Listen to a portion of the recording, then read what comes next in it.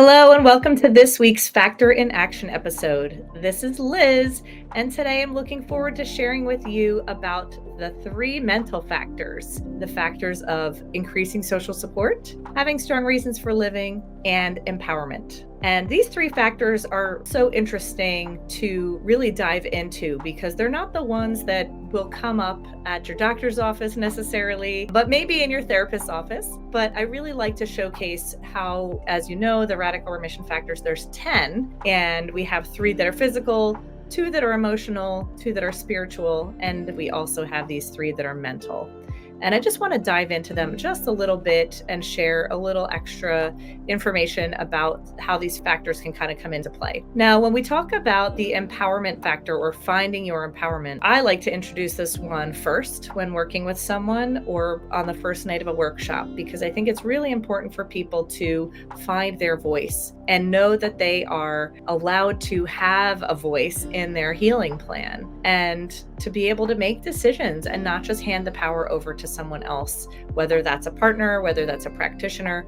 They are in the driver's seat, and it's important that they feel that they have a voice that is heard. And I think with this specific factor, it used to be called, in Radical Remission, it was called taking control of your health. And after Radical Hope came out, it was renamed as finding your empowerment, because it's important to not feel that you have control over any one thing per se, and that it is not anyone's fault if they got cancer. It wasn't that they were out of control. The way this was intended is that the Radical Remission survivors found their voice and they became empowered patients, whether they were that way to begin with or they learned to become that way. That is something that they all did. And in that process, they may have gone from being passive to just kind of shaking their head, yes, no, saying whatever it is that in agreement with what was being told to them, to being more active and having that voice where they asked questions about what the treatment plan might be, or what the side effects might be, or what's going to happen in the next step, and really challenging anyone with questions that they feel that they need answers to, that nothing was left unsaid. So I love this factor because it allows people to really find their voice, and it can be hard, right? It's scary to be the one responsible for the decision making, and it takes a lot of courage to find that voice and really own it and embody it and allow yourself to implement it. I had a client at one time that really didn't like the bedside manner of her doctor, and she was really struggling. She was feeling really anxious going to these appointments. And what she ended up doing was writing a letter to him about how she felt when she was going into the sessions with him and what she really did want out of the session. And she felt that she wasn't going to be brave enough to say it out loud when she got there. So in fact, she read it to him, and it changed everything. It really changed the dynamic of their relationship.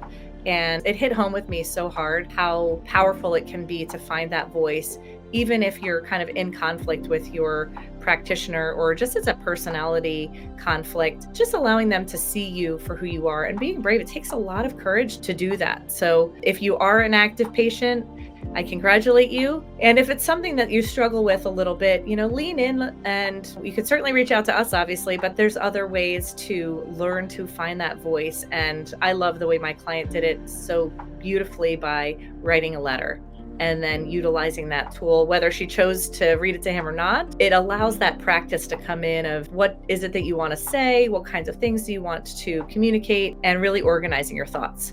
So that's just one example. The next factor I'd like to talk about today is increasing social support. And while we talk about there's no order of importance of these factors and that everybody's going to access them in a different way individually, right? Every single one's going to be different. When it comes to social support, that looked so many different ways to the people that were interviewed with Dr. Turner's research.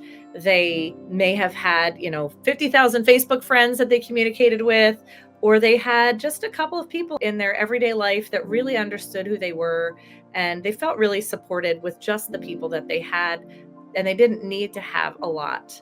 And that's really up to you how you choose to move forward with that. Some people don't want to tell anyone about their diagnosis except just a couple of people. They don't want to share that at the workplace. They don't necessarily want to share that even with some extended family members, because it might be too trying to manage their emotions or manage telling them all the updates. So it's a very personal decision. What's important is that you do have one or two people, or even your pets. Sometimes getting that unconditional love from pets is enough for someone. It really depends on who you are and what your needs are in that social setting. And when we talk about the research for this, we talk about how social support is better for your health than quitting drinking, quitting smoking, changing your diet, and exercise combined. So the science just shows how incredibly powerful it is to make sure that this factor is nourished. And I like to showcase it by physically in your body, by the example of how wonderful it feels when you're connected and you and your friends are jiving and you're laughing and you really, everything kind of comes together in those moments of really deep connectedness.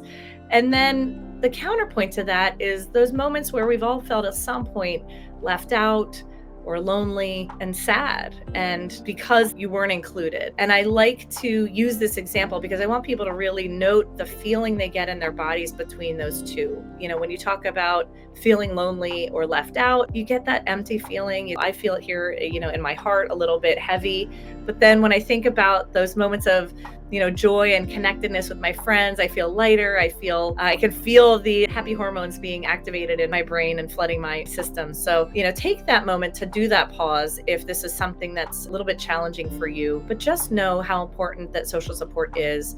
And there's plenty of ways to connect with others if you don't have your own social circle. You know, lots of the Radical Remission coaches on our team offer memberships or communities for you to connect with other cancer patients. It might be something that you connect with at your hospital. So there's lots of different ways to connect with groups of people who are in a situation where they can show you empathy because they can relate, as opposed to sympathy where they just kind of feel for you, but they don't necessarily understand. So give some thought on how you can either really have gratitude about your social support system, or are you left feeling like you need to grow that a little bit? And these are some ways that you can nurture that. And then the last mental factor I like to talk about today is strong reasons for living. It's very important to have those strong reasons for living. And in the research, we talk about it wasn't so much about not having a fear of death, but more about wanting that, having that zest for life. And, you know, I was just talking to somebody today and they were sharing about how they're not spending their life trying to outrun death. They're really more focusing on why are they here and how can they make it the best experience and really feel like they're alive and living every single day. And that is the perfect example of having strong reasons for living. And when you live in that, you're gelling with your purpose and you feel like you're working towards your purpose, you really do, again, activate that internal pharmacy, and you can feel inspired and you can feel excited. And I like to suggest thinking about this as your North Star. And, you know, how can you look ahead at that North Star as a guide? And if you identify your purpose or your strong reason for living, it can help you in those darker times to kind of lean in, whether it's spending time with friends and family, or if it's a hobby or a vocation, maybe it's your job, whatever it is. That purpose is what's your driving force and what's going to help you kind of get out of that depressed state. Or if you're, you know, feeling very, you know, you're feeling bedridden and you're not feeling great about it, what are ways that you can incorporate that purpose into your current situation wherever you are? And that's what those Radical Remission survivors did. I don't know if you remember back to the interview with Shin Teriyama that Kelly did, but he loved music. And he just one day just decided he was going to start playing his music again, and his instruments and his cello, and the joy that you can see if you ever watch the docuseries, you can see him and his smile and how much joy he got from playing that music and really diving back into a passion that he had maybe put aside earlier. So tap into those things that really drive your purpose. And if you struggle with thinking about what those things are, then there's activities. We offer the Radical Remission workshop. We help you kind of locate what that strong reason is. But you can also think back to what were the things you liked to do as a child? Before we had too many inhibitions, before we had too many busy schedules, how did you like to spend your time? I was somebody that did a lot of dance and theater, and I was really big into the arts. I took cooking classes and art classes, and I really enjoyed that whole community. So when I think about how does that play out in my life today, then I think about how I love to go to the theater and I love to watch theater. And when I'm there, I really can kind of connect with that childhood part of me that loved being on stage. So what was it that you did as a child that made you feel joyful? And how can you tap into that today in its own current way? is there a way for you to bring that into your present? So those are the three mental factors: the strong reasons for living, increasing your social support, and finding your empowerment. And I really hope that this Factor in Action episode really helped you figure out a little bit more deeply what that means to you, and that you can then go ahead and implement those into your life so that you can find those moments of high quality and improve the quality of your life, your longevity, and enjoy the everyday. If you need help with this factor, certainly please visit radicalremission.com/about us. You can reach out to Karla or I. Our emails are on there. You can connect with us directly. We can kind of talk you through that free discovery session. We can talk you through whether a workshop is the right thing, if coaching's good for you at this time, or is there another modality that can really help you embody these healing factors into your life. And if you need help with this factor or any of the other factors, please visit healthnavs.com for the free discovery session. Check out our upcoming events and be sure to subscribe, follow, and share so you never miss a video from us.